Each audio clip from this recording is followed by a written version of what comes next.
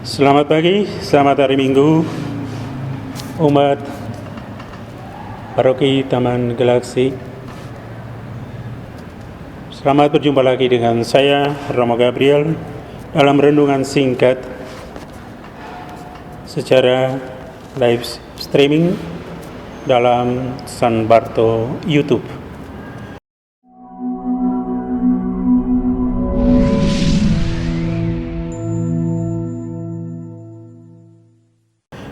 Kita kembali merenungkan bacaan-bacaan Injil pada hari ini yang mengemukakan tentang perjalanan hidup umat dan segala pergolakannya, dan tentang belas kasihan Tuhan yang begitu melimpah.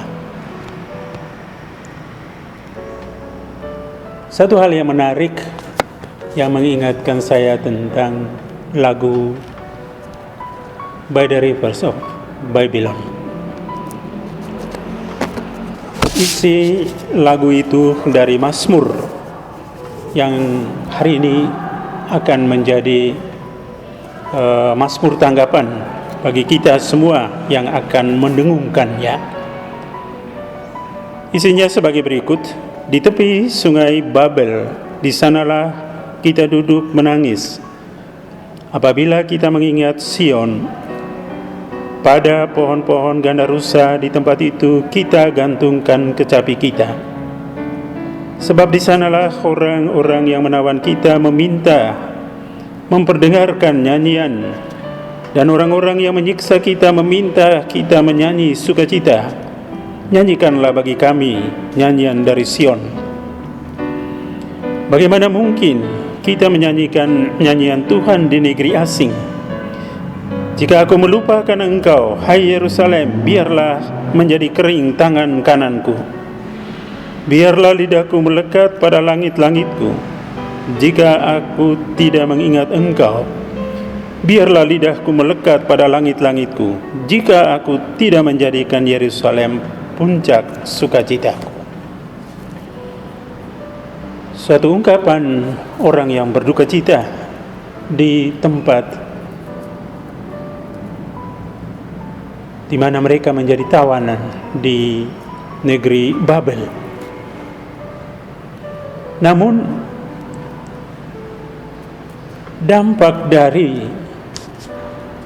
tangisan mereka duduk di pinggir sungai sambil mengingat-ingat akan tanah leluhurnya, dan juga sumpah yang mereka lakukan adalah mengingat kembali apa yang Tuhan telah perbuat bagi mereka, bahwa mereka mendapat sukacita dan keselamatan dari Tuhan.